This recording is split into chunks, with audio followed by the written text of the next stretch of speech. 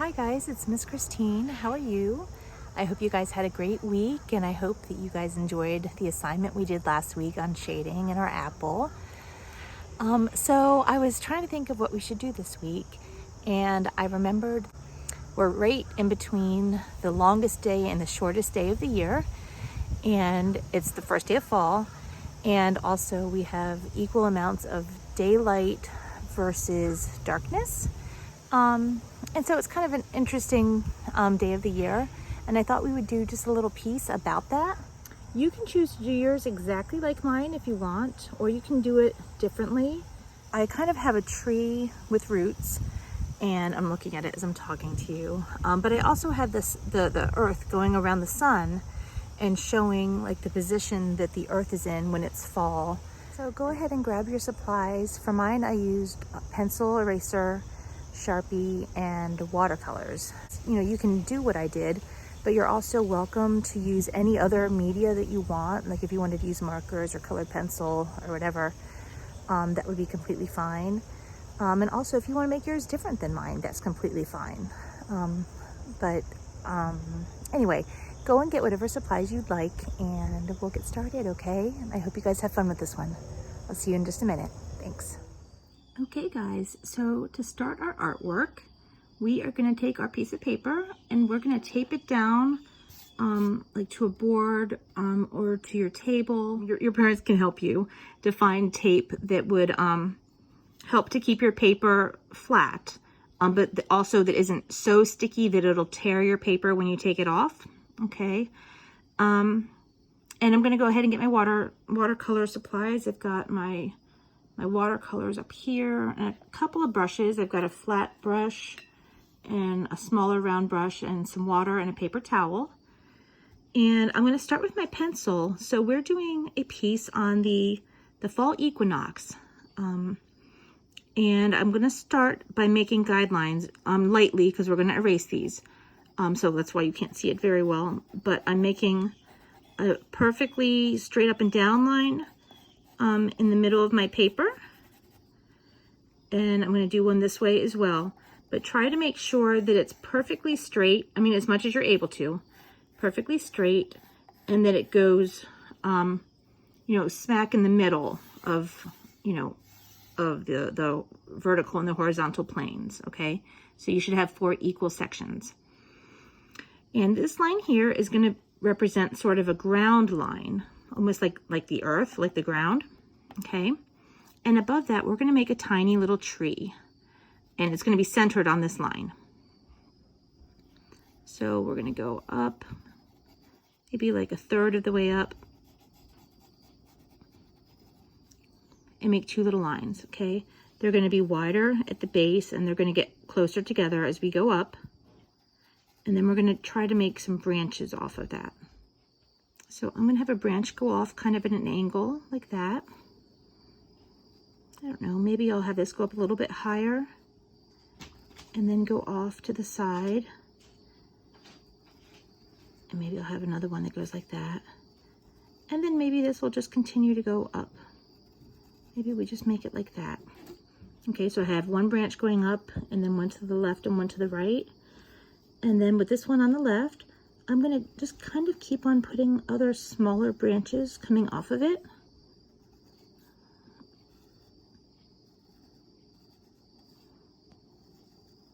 Okay, guys, there are so many different types of trees. It doesn't really matter what your tree looks like. Just basically keep having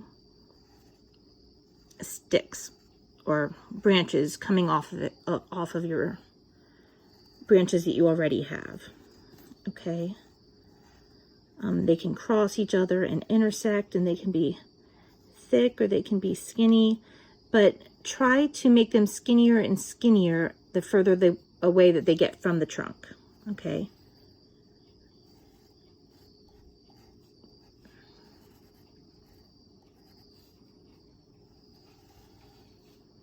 Maybe we want some branches to hang down like that.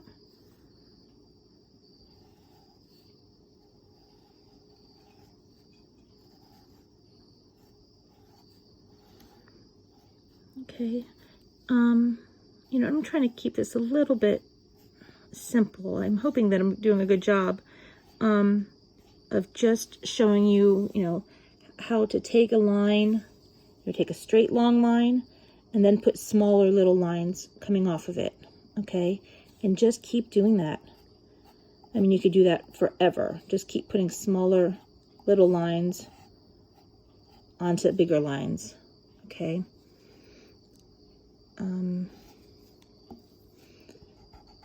And play around with it for a while, you know, until you come up with something that you like. You might not like it right away.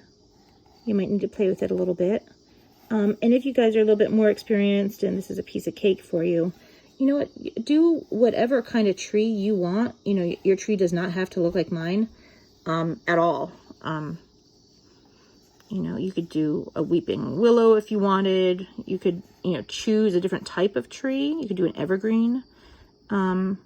You know, really whatever you want to do is fine. I'd like it to stay balanced. So like if this is the center, have the left side be the same distance from the center as the right side. Okay. But other than that, generally I try to take my little twigs, make them a little bit curvy so they're not perfectly straight.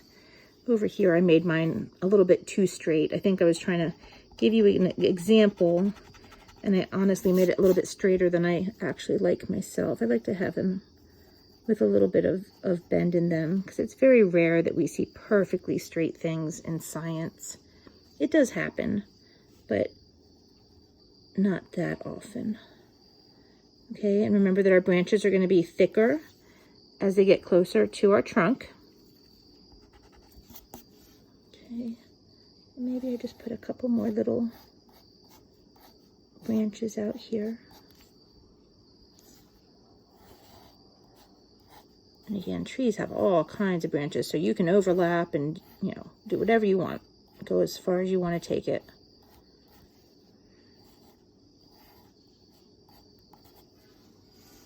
Okay, I'm going to say something like that for mine, okay? And now what I'm going to do is I'm going to erase that middle line, our guideline that we had originally. If yours kind of blends in with your tree, don't worry about it. That's totally fine. But something like that, okay? And now I'm going to try to do sort of the opposite of that, almost like a mirror image. I don't know. I could play with my trunk a little bit, and I could have roots come down like this, maybe.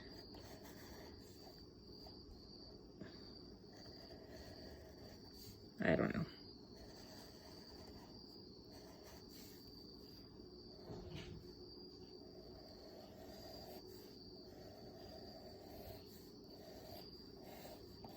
But basically, we want to have an above ground scene and a below ground scene.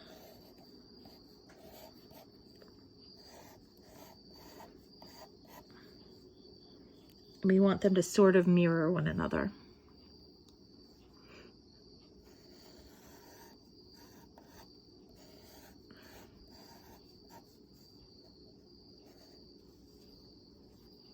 Okay.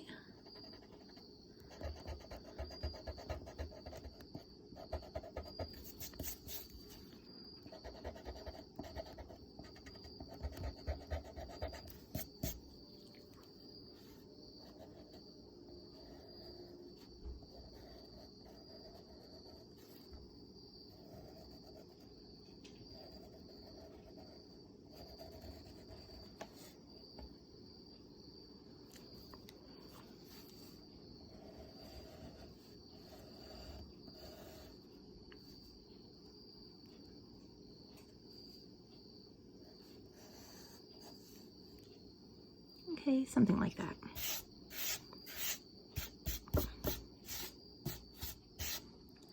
And what we're doing here is that by splitting our page in half and having half up here and half down here, we're trying to represent sort of the fall equinox, because the fall equinox means that we have the same amount of daylight as we do darkness.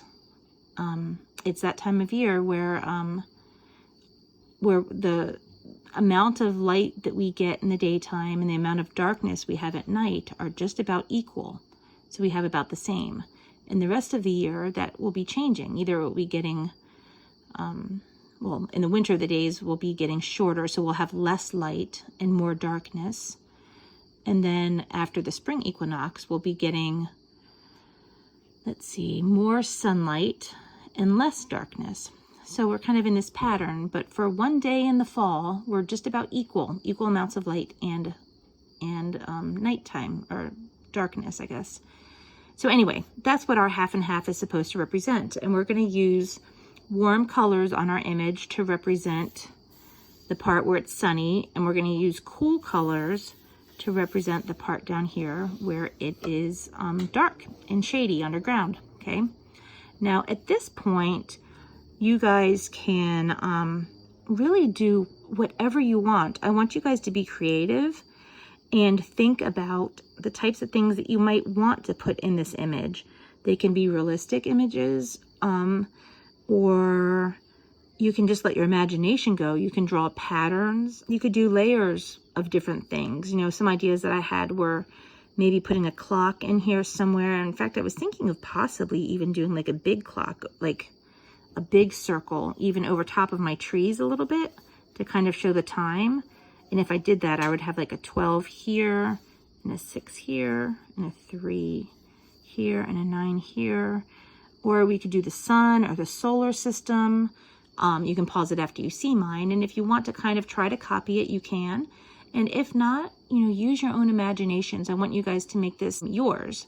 And again, represent fall equinox, daylight and nighttime, sun and moon, you know, whatever comes to mind, okay? But I'll post mine in just a second. So if you want to hang on, you can pause it on mine, and then and we'll go from there, okay? Thanks.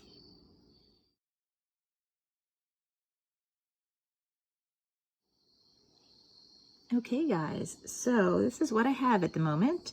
So I took our tree that we made, and I just put some little oval leaves at the ends of some of the branches. I put some little leaves over here, kind of like flying in the wind.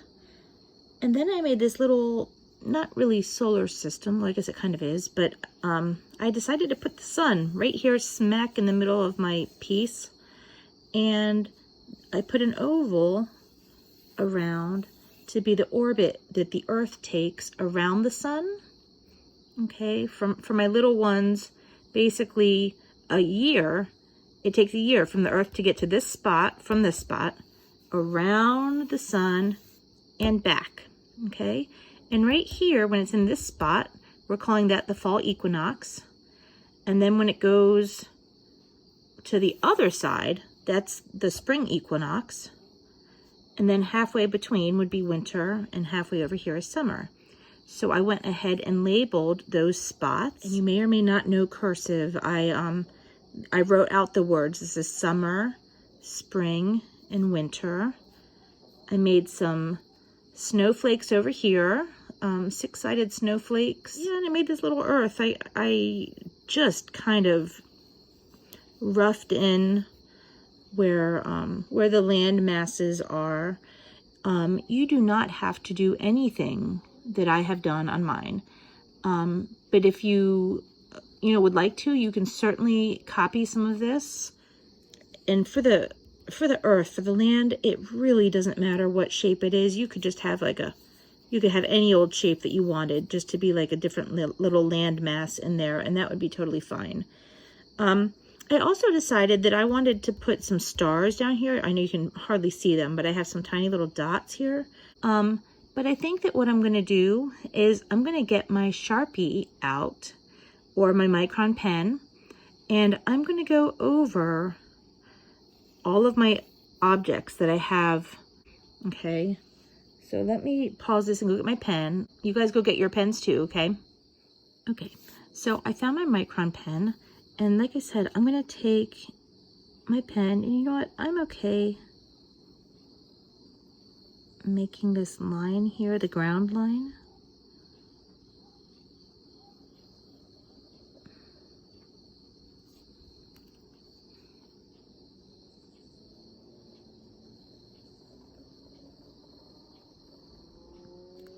Okay. And then after that, I'm going to trace over every single thing that I drew up here. Okay, so like, I'm sorry, I got a shadow there. Let me see. Okay, so like the word winter. I'm going to go and just go right over top of my pencil. Okay. And this is because we're going to use watercolor on top of this. Or at least I am. You know what? I guess if you wanted to use something besides watercolor, that would be fine. If you wanted to use markers or some other kind of media. Colored pencils would actually work really well with this. But I'm going to use watercolor and add some color to it. But I want to define my objects first before I go over them with the color so that they don't get lost when I put the color in, okay? And guys, if you decide that you do want to do this similar to mine, you know, don't feel like you have to do cursive. If you know how, or if you want to learn how, you know, this is a great opportunity, but don't feel like you need to. You could totally, you know, just print this out. But do your best work. Use your best writing, okay?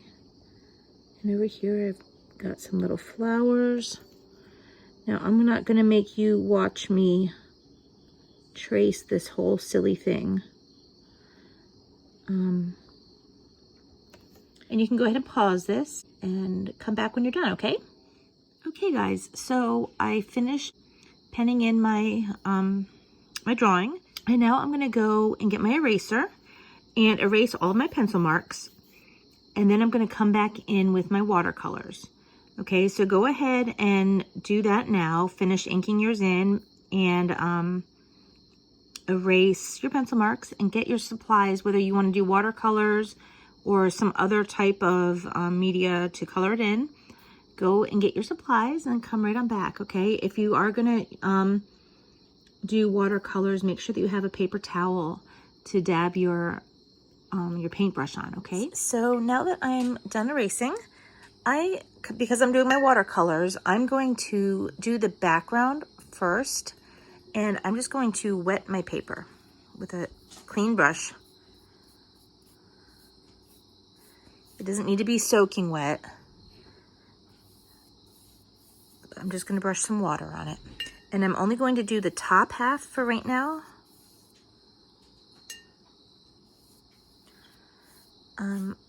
I actually don't want to go over top of my sun. So I'm going to go around my sun with my paintbrush. And then along my edge there.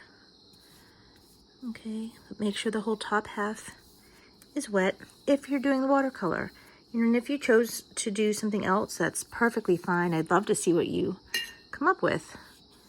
But this is how I'm going to do mine. And then remember, we're going to use warm colors. So I'm going to start with my light. Ooh, my yellows are kind of dirty looking. Well, I'm going to try to clean out my paint a little bit. And sometimes that happens. So I'm just going to take a wet brush and try to lift some of these other colors out of my yellow.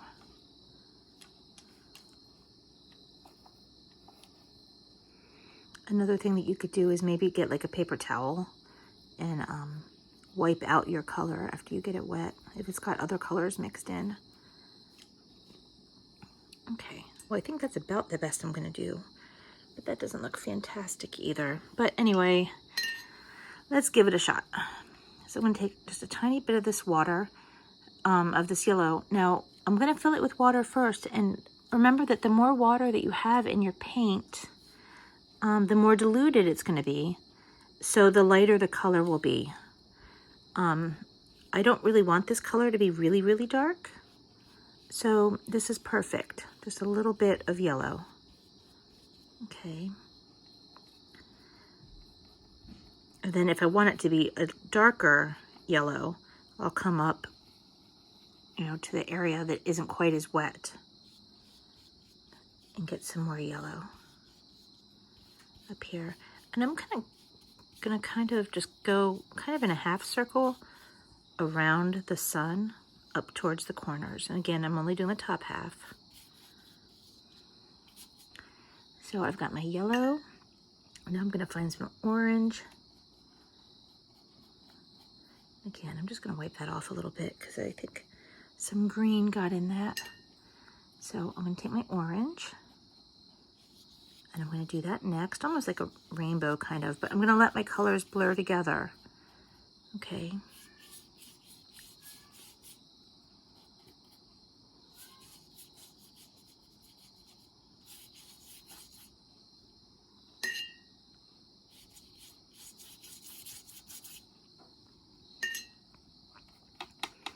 And then out on these furthest edges, I'm going to have my red.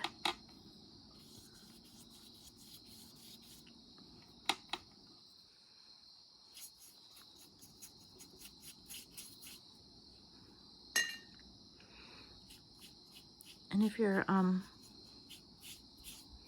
colors aren't blending right, you might need to put a little bit more water on your paper. But be careful not to oversaturate it because your paper can tend to tear a little bit if you oversaturate it with water, so put too much water on it. And also be careful not to press your brush too hard on your paper. The middle part of the paintbrush should never touch your paper at all, okay? We're just using the very bottom, the very tip of the bristles. I'll put that there. Let me bring a little bit more orange in, maybe up in here.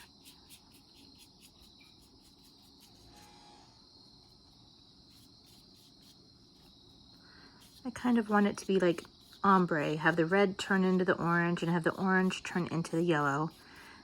And then the yellow kind of just fade to a light yellow.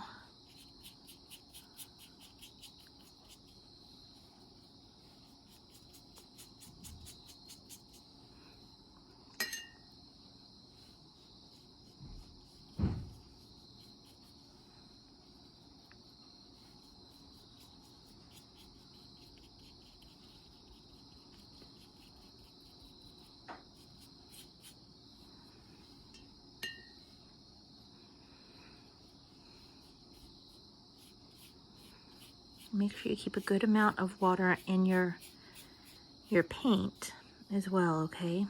If it starts to feel a little bit dry or like it's not spreading too easily, just put a couple more drips of water into your paint. Okay, so that's basically what I'm gonna do for the top half, at least for now, for the background. Okay, and then I'm going to do the same thing on the bottom, but I'm going to use blue, green, and purple. Now I'm going to start getting my paper wet down here at the bottom. Oh, and I'm going to go around my earth and I'm going to go around my sun because I don't want to get either of them wet. And for the moment, I'm actually not going to go right up to the line where the the halfway mark. I don't want to go there yet because I don't want to touch that line yet. I don't want the colors to bleed down onto the bottom half of the page.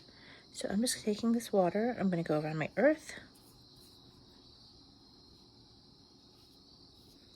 and around my sun. And then I'll fill everything else in, and then I'm going to do that line at the top last. Like I'll go up to it, but not actually touch the line.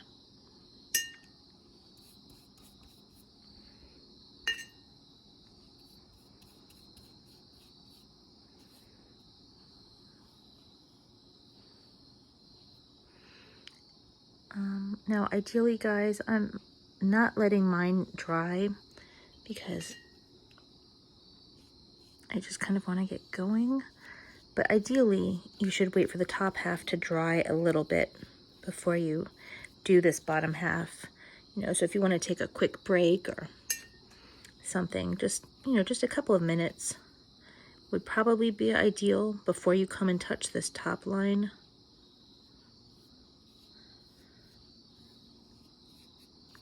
But that's fine, just like that.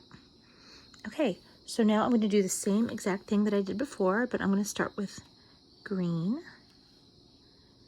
And I'm going to do green around the earth, or I'm sorry, around the sun.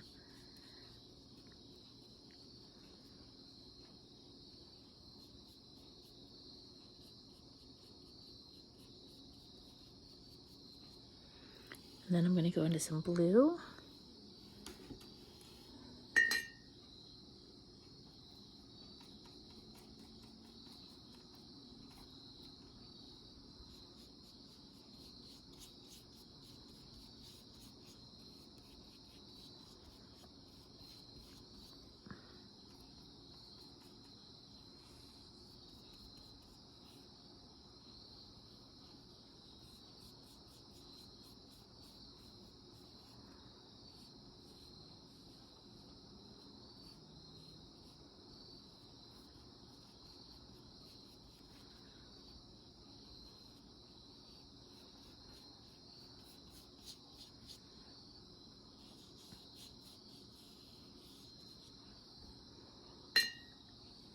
And see, this over here isn't blending too well.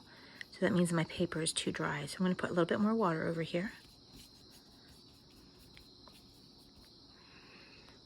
And now I'm going to get my purple.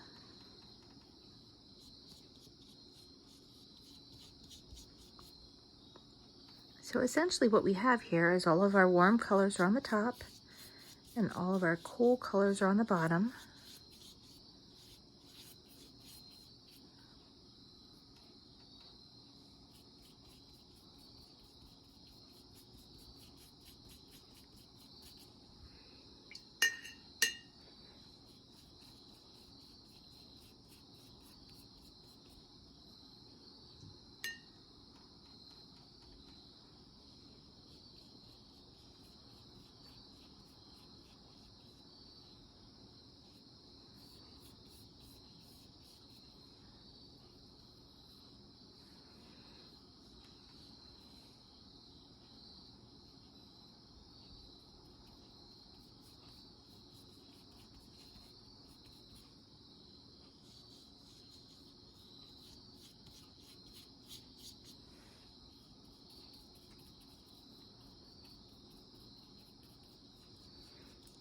Also, guys, when you're doing watercolor, don't put too much pressure on the paper with your brush because you don't want to tear it. Like right here, I was trying to blend that a little bit and I found myself trying to dig at it a little bit.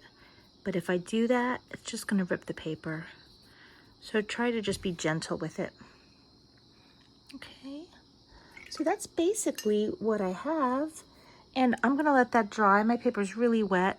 But, you know, if I want to, I can go in and add a little bit more color. Or, you know, maybe I want to go over it with a different type of media. Maybe after I do this, I decide I want to go in with some chalk pastels or some oil pastels and make, I don't know, you know, just do something totally different, you know, or make certain parts of it really stand out. Okay, and you're free to do that. You're free to do whatever you want. I wanted this assignment to be just a little bit more open so you could be a little bit more creative and not necessarily follow me step by step. But of course you're welcome to if that is what you want to do.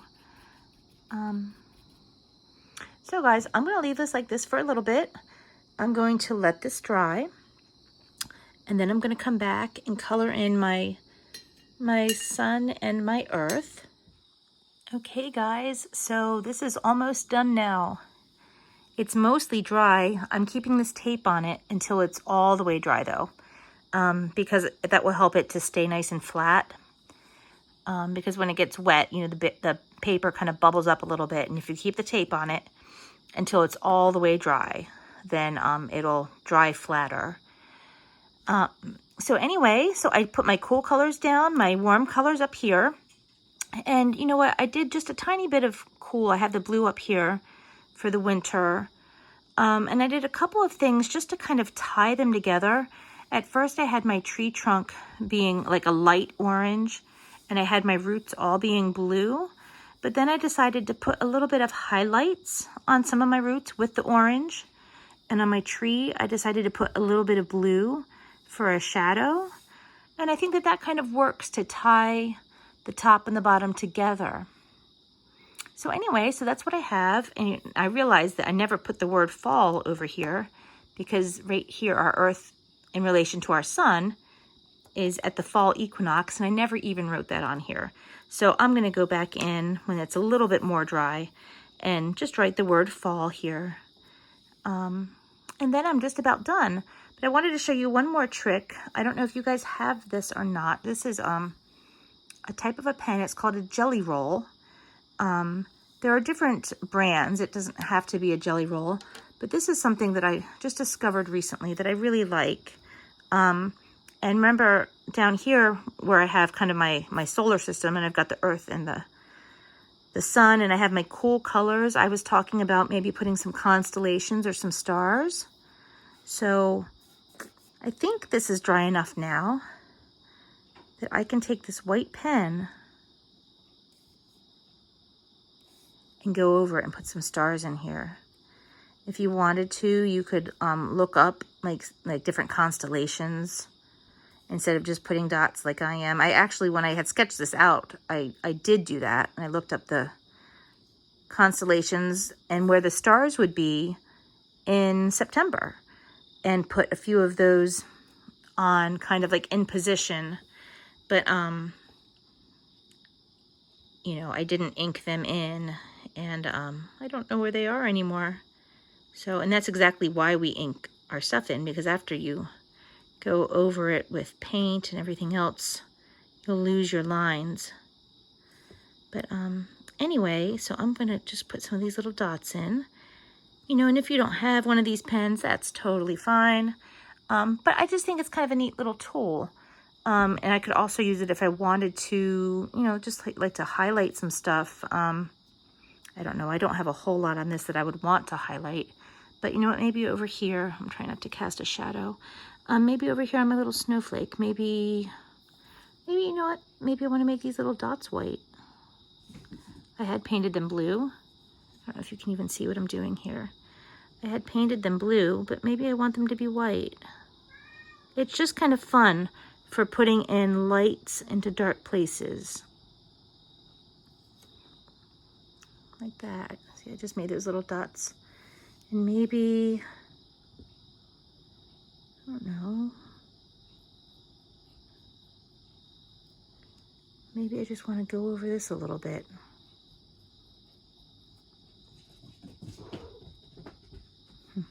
You guys might hear my cats in the background.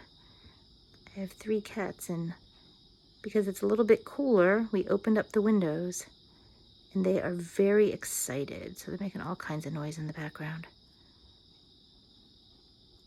So anyway, I just wanted to show you what this pen does. I got this from Amazon. It's a white gel pen. Like I said, this particular brand is Jelly Roll, but there are other brands too. You don't have to get this brand. Like I said, you don't really have to have one at all, but it's kind of fun. Some of my former students told me about it, and I've really enjoyed being able to use it on my artwork in the last year or so. So anyway, so that's what I got, guys. So I hope that you guys had fun with this. I can't wait to see what you guys did. If you stayed with me and did what I did, or if you did your own thing. I'm really looking forward to seeing how they turn out. I hope you guys have a great rest of your week, and I will see you guys next time, all right? Okay, take care.